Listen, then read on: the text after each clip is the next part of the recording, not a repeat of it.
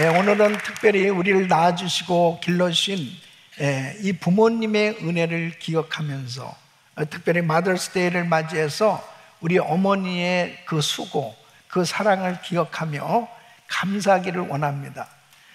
여러분, 역사적으로 성경적으로 보면 하나님 앞에 위대하게 쓰임받았던 인물들 가운데는 그 뒤에 기도하는 어머니, 믿음의 어머니가 있었던 것을 보게 됩니다. 이 모세는 이 어머니, 이 요게벳의 그 지혜와 그 용기 속에서 자라났던 것을 보게 되죠. 또 사무엘의 어머니 한나는 이 기도 가운데 이 사무엘을 길렀던 것을 보게 됩니다. 또 이 디모데는 어머니 유니게에게 그 거짓 없는 믿음이 이 디모데에게 계승되어졌던 것을 보게 됩니다. 그래서 믿음의 유산을 물려받았던 것을 보게 돼요. 이 미국의 대통령, 이 링컨 대통령은 이렇게 고백을 합니다. 지금의 내가 된 것은 모두 기도하는 어머니 덕분입니다. 정말 기도하는 그 어머니, 그 자녀에게 성경책을 물려준 것이 이 링컨 대통령에게는 크나큰 축복이었던 것을 보게 됩니다.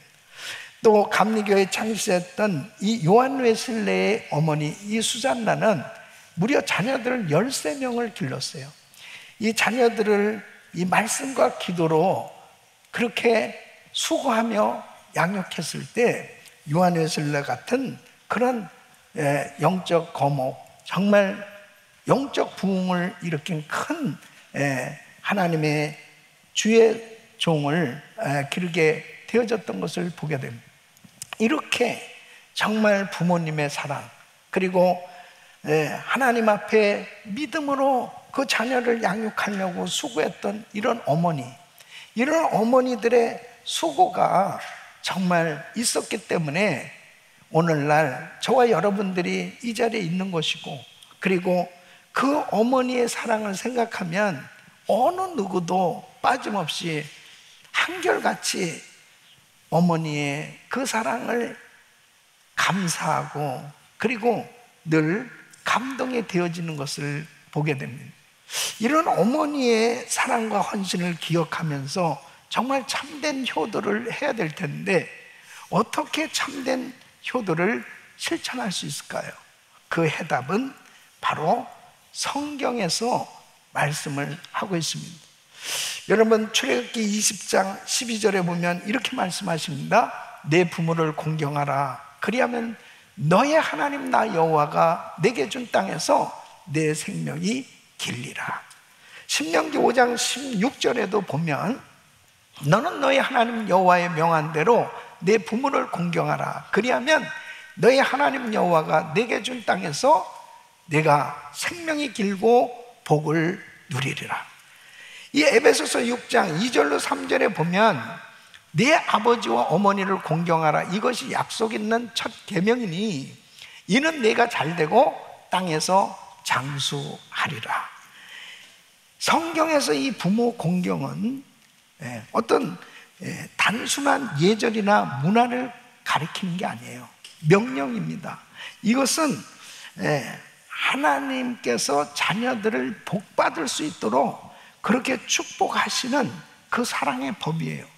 절대로 부모를 공경하라고 하는 이 법이 자녀들에게 짐을 쥐어주는 그런 너무나 힘든 그런 부담을 주는 법이 아니고 하나님의 자녀들을 사랑하셔서, 하나님께서 자녀들을 사랑하셔서 축복하시기 위한 사랑의 법이라고 하는 것을 생각하면 이 부모 공경하라는 법이 얼마나 축복인가 하는 것을 알 수 있습니다. 여러분, 성경을 보면 하나님 앞에 정말 이 말씀대로 부모를 공경한 사람들은 다 축복해 주셨던 것을 보게 됩니다. 이 대표적으로 이삭이 그랬습니다. 이 이삭은 참 효자였습니다. 아버지 아브라함을 죽을 각오로 순종을 했어요. 그러면서 아버지를 섬겼을 때 하나님께서는 이 효자 이삭을 가는 곳마다 길을 열어주셨고 그 흉년 가운데서도 100배나 열매를 맺도록, 그리고 거무가 되도록 그렇게 축복해 주셨던 것을 보게 됩니다. 여러분, 요셉은 연로하신 그 아버지 야곱을 애굽에 초청해서 잘 모셨습니다. 하나님께서 이렇게 효도하는 요셉에게 은혜를 주셔서 12지파 가운데 이 요셉 지파는 에브라임, 므낫세 두 지파를 하나님께서 선물로 주셨던 걸 보게 됩니다. 이방 여인이었던 이 룻은 그 어려운 환경 가운데 시어머니 나오미를 지극정성으로 효도했어요. 그랬을 때 하나님께서 이방 여자였지만 이 룻을 예수님의 족보에 오르도록 그렇게 축복해 주셨던 것을 보게 됩니다. 부모를 공경하는 사람을 하나님은 기억하시고 축복하시는 것을 믿으시기 바랍니다. 이렇게 부모를 공경하는 것에 대해서 성경은 말씀하고 있을 뿐 아니라 우리 예수님 자신이 친히 부모 공경을 하는 것의 완성이라고도 볼 수 있어요. 모델이라고 볼 수 있습니다. 그러니까 우리 예수님께서 오늘 이 본문 말씀을 보면 십자가에서 극심한 고통 가운데서도 그 육신의 어머니 마리아를 기억하면서 제자 요한에게 잘 모실 것을 부탁하는 이 효도의 본을 보여주신 것을 보게 됩니다. 저는 오늘 이 말씀을 통해서 정말 어떻게 우리는 부모 공경을 잘 할 수 있을까 하는 이 말씀을 정말 저와 우리 성도님들이 하나님의 음성으로 받아들이고 깨닫게 되어진다면 하나님께서 축복하시는 그런 효도하는 교회, 효도하는 성도들 될 줄로 믿습니다. 여러분, 마틴 루터는 우리에게 4종류의 부모가 있다고 말하고 있어요. 그 첫째는 우리를 낳고 길러주신 육신의 부모가 있고, 둘째는 복음과 말씀으로 양육해 주신 영적인 부모가 있습니다.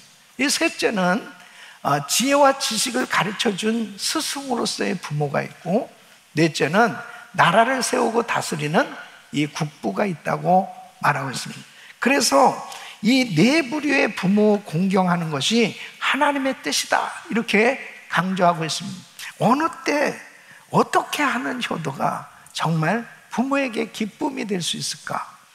오늘 우리 예수님께서 육신을 가지고 이 땅에 사실 때 정말 육신의 부모에게 효도했던 것을 살펴보면서 우리도 예수님처럼 효도함으로 하나님께서 기뻐하시는, 하나님께 기쁨이 되어지는 삶이 되시기를 예수 이름으로 축원합니다.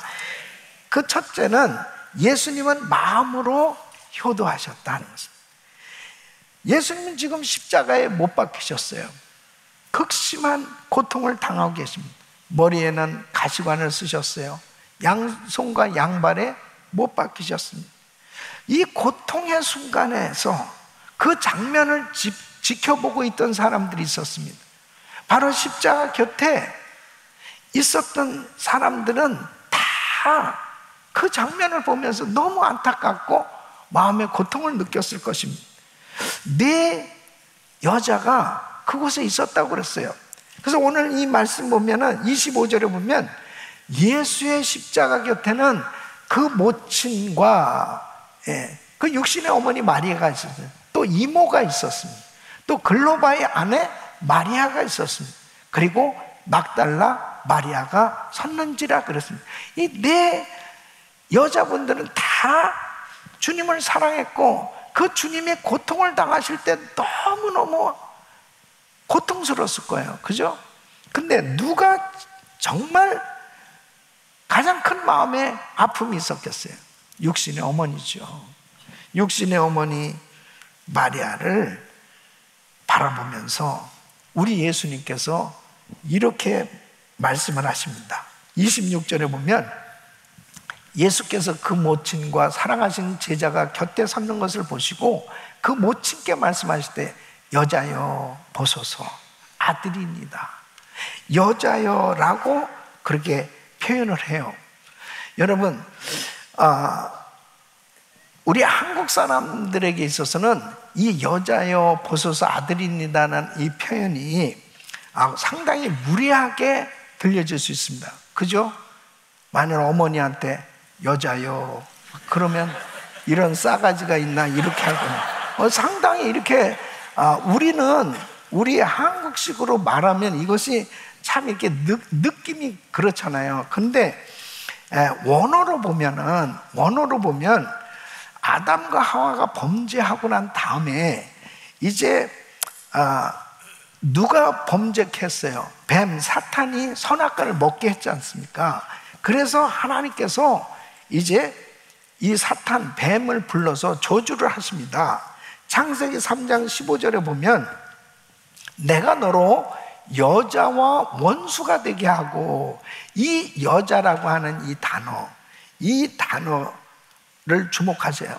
그러니까 이 여자와 원수가 되게 하고 너의 후손도 여자의 후손과 원수가 되게 하리니 여자의 후손은 내 머리를 상하게 할 것이요 너는 그의 발꿈치를 상하게 할 것이니라. 이때 이 여자라는 단어는 이 히브리어로 이샤라고 하는 이 단어를 사용합니다. 이것은 헬라어로 휘나이라고 이 번역이 되고 있어요. 그러니까 뭐냐면 바로 이 여자의 후손이라고 하는 것은 뱀, 곧 사탄의 권세를 꺾을 이 메시아를 예표하는 거예요. 그러니까 바로 지금 우리 예수님께서 여자요라고 이렇게 사용하는 휘나이, 이 단어는 바로 육신의 이 아들이 아니고 육신의 아들을 넘어서 메시아 그리스도, 바로 구원자로 지금 십자가에 못 박혀 있는 바로 그리스도를 지칭하고 있는 거예요. 그래서 성경에 보면은 이렇게 여자여라고 우리 예수님이 사용하신 이 단어는 두 번 이렇게 말씀을 하고 있는데, 첫 번째는 공생애를 시작하실 때 가나 혼인잔치집에서 이 포도주가 떨어졌어요, 잔치집에. 그랬을 때 육신의 어머니 마리아가 이 포도주가 떨어졌습니다, 그렇게 예수님한테 물어봤어요. 그랬을 때 요한복음 2장 4절에 이렇게 말씀하십니다. 예수께서 가라사대 여자여, 이때 이 여자여는 바로 이 휘나이라고 하는 단어를 사용하고 있는 거예요. 나와 무슨 상관이 있나이까? 내 때가 아직 이르지 못하였나이다. 자, 육신의 아들 예수는 물을 포도주로 바꿀 수 없어요. 그러나 여자여 보소서, 이 단어를 사용한 건 뭐냐면 바로 육신의 아들이 아니고 메시아 그리스도로서는 물을 포도주로 얼마든지 바꿀 수 있는 능력의 하나님이시다 하는 거예요. 그러니까 우리 예수님은 하나님의 아들이시다 하는 것을 말씀하고 있는 겁니다. 또 오늘 이 본문에 우리 예수님이 공생애를 마치시면서 이제 십자가를 지시고 십자가에 못 박혀 죽으시면 모든 구원 사역을 마치신 거예요. 그때 지금 십자가에서 지금 육신의 어머니 마리아를 보면서 여자여 보소서 아들이니다 할 때에 이 여자여라고 하는 휘나이라고 하는 이 단어는 바로 이제 구원자 메시아, 하나님의 아들 예수, 그 구원자로서의 우리 예수님을 표현하고 있는 거예요. 그러니까 구원자 예수, 그 그리스도께서 위로의 말씀으로 하고 계신 거예요. 여러분, 이 말씀을 들었을 때 여자여 보소서 아들입니다, 이 말씀을 듣는 이 마리아는 마음이 엄청난 감동이 있었을 거예요. 그 이유가 뭐냐면 예수님 잉태할 때 이 마리아는 남자를 알지 못하는 가운데서 남자와 관계도 하지 않았는데 배가 부르는 거예요. 임신을 한 거예요. 이것이 성령으로 잉태된 자라고 우리 주님이 가르쳐 주셨어요. 그뿐 아니라 바로 누가복음 1장 31절에 보면 이름까지 짓게 해주셨어요. 이름까지 주신 거. 보라, 내가 수태하여 아들을 낳으리니 그 이름을 예수라라, 구원할 자다, 이렇게 말씀을 주셨어요. 그러니까 마리아는 예수님이 구원자고 메시아라는 사실을 너무나 확신하고 있었죠. 왜냐하면 자신이 체험했잖아요. 예수님은 전혀 자기가 인간적으로 아이를 가진 것이 아니에요. 성령으로 잉태됐어요. 그리고 예수님은 확실한 그리스도라는 사실을 알고 있었는데 바로 십자가에서 여자여라고 하는 이 단어를 사용하시면서 말씀할 때 얼마나 마음에 감동이 있었겠습니까? 여러분, 마리아는 분명한 인간이었고 마리아는 죄인인 여자였어요. 천주교에서는 마리아는 죄가 없는 여자다, 이렇게 가르치는데 그것은 잘못된 거예요. 모든 인간은 죄인이에요. 마리아도 예수를 믿어야 구원받습니다. 믿습니까? 구원받는 것은 바로 예수를 영접해야 구원받는데 우리 예수님께서 여자여 보소서 아들입니다, 이 말씀을 할 때 우리 예수님이 그 육신의 어머니 마리아에게 그 마음 가운데 그 어머니를 사랑하는 그 마음으로 어머니를 초청하고 있는 거예요. 어머니에게 그 사랑의 마음으로 위로하고 있는 그 하나님이시지만은 바로 우리 예수님께서 육신의 아들로서 또 메시아로서 그 어머니를 진정으로 사랑하는 그 사랑의 표현을 이렇게 하고 있는 것을 보게 됩니다. 두 번째는 예수님은 끝까지 부모를 섬겼습니다. 예수님은 십자가에서 상상할 수 없는 그런 고통을 지금 당하고 계세요. 그 고통 속에서 무슨 생각을 할 수 있겠어요? 그렇잖아요. 가시에 찔리기만 해도 이 통증 때문에 다른 생각할 것이 없은 것이 우리 연약한 인생 아니에요. 우리 예수님은 그 상상할 수 없는 그 아픈 고통 가운데서도 어머니를 생각했다는 거예요. 어머니를 기억했습니다. 그리고 27절에 보면 그 안타까워하고 있는 어머니를 향해서 그 제자에게 이르시되 보라 내 어머니라 하신대. 그때부터 그 제자가 자기 집에 모시니라.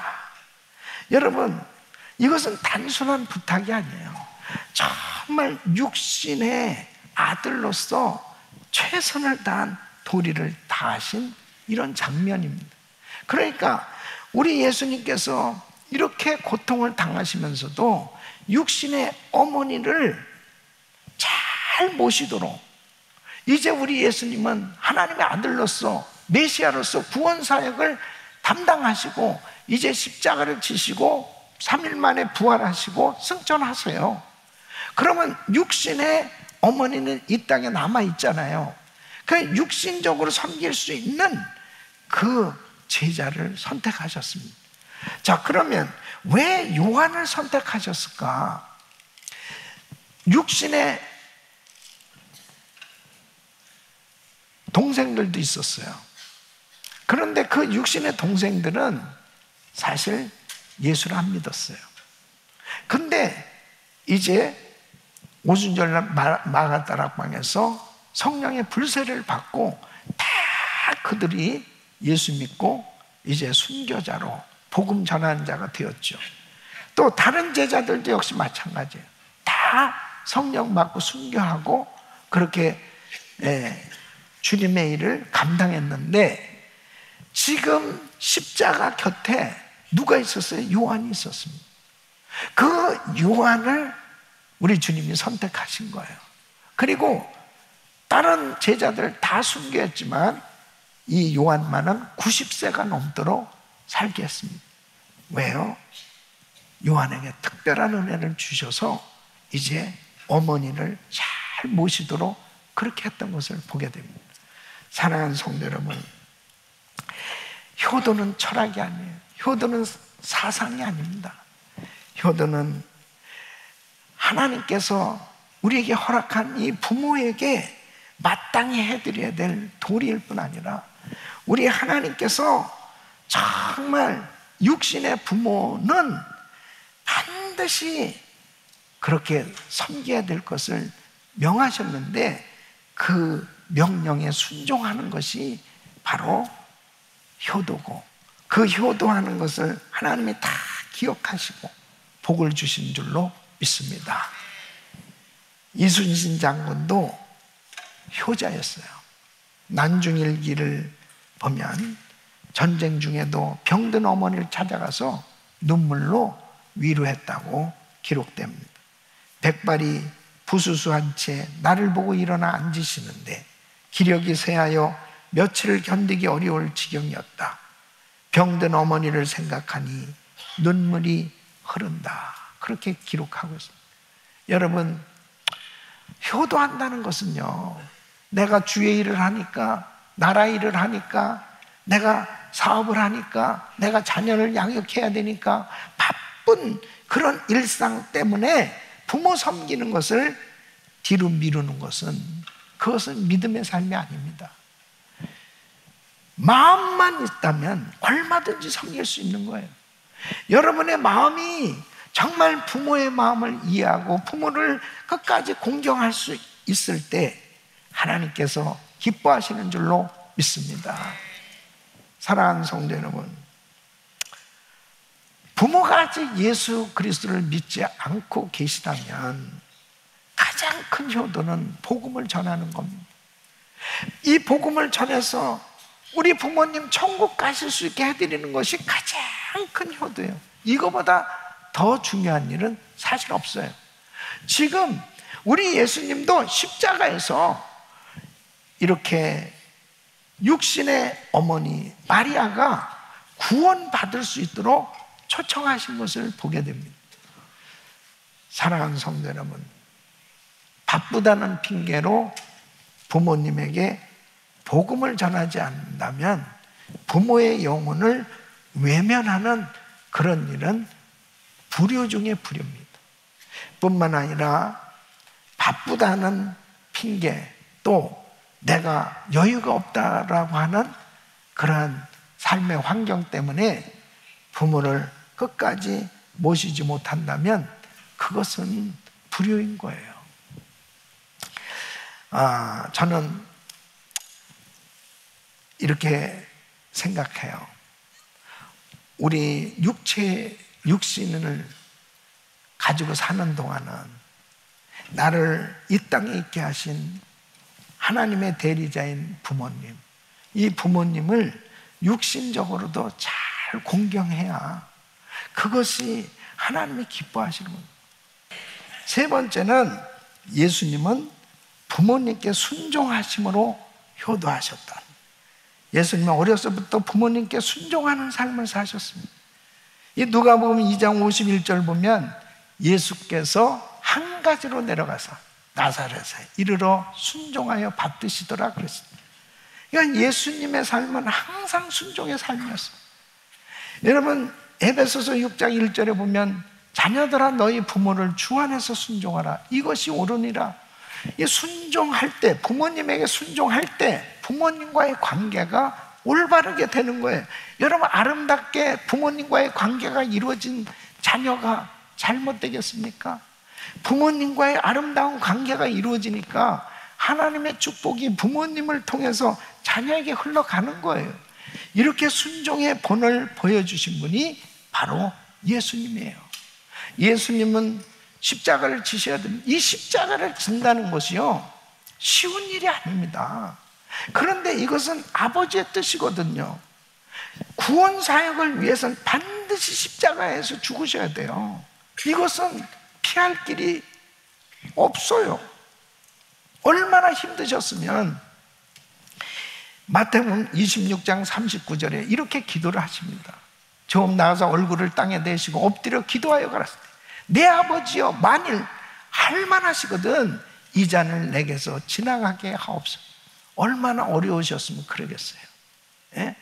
십자가를 지는 게 간단한 게 아니에요. 육신을 가진 예수님은 너무 힘드셨어요. 그러나 나의 원대로 마옵시고 아버지의 원대로 하옵소서.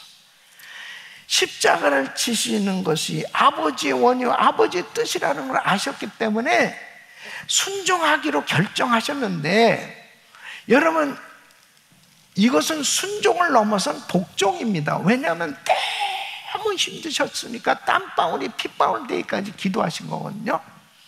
그래서 빌립보서 2장 8절에 이렇게 말씀하십니다. 사람의 모양으로 나타나셨으며 자기를 낮추시고 죽기까지 복종하셨으니 곧 십자가에 죽으심이라. 죽기까지 복종하셨어요. 예. 죽기까지 복종하셨으니 십자가에 죽으심. 사랑하는 성도 여러분, 여러분 가운데는 부모님에게 엄청난 상처를 받고 아주 그냥 진짜 이가 갈릴 정도로 너무 힘든 그런 시간을 보내신 분도 계실 거예요. 이런 설교를 들으면 정말 듣고 싶지 않다라고 할 정도로 나는 상종도 하고 싶지 않아, 이러한 마음을 가진 그러한 분도 혹시 있을 수 있어요. 너무 어려워서, 너무 마음이 아파서. 예. 먼저도 지난번에 이렇게 TD에 참석했던 그런 그 자매가 있는데 너무 왜 용서를 해야 돼요? 그건 너무 힘들어요. 너무 힘들어요. 너무 아파요. 이런 분들 계세요. 예.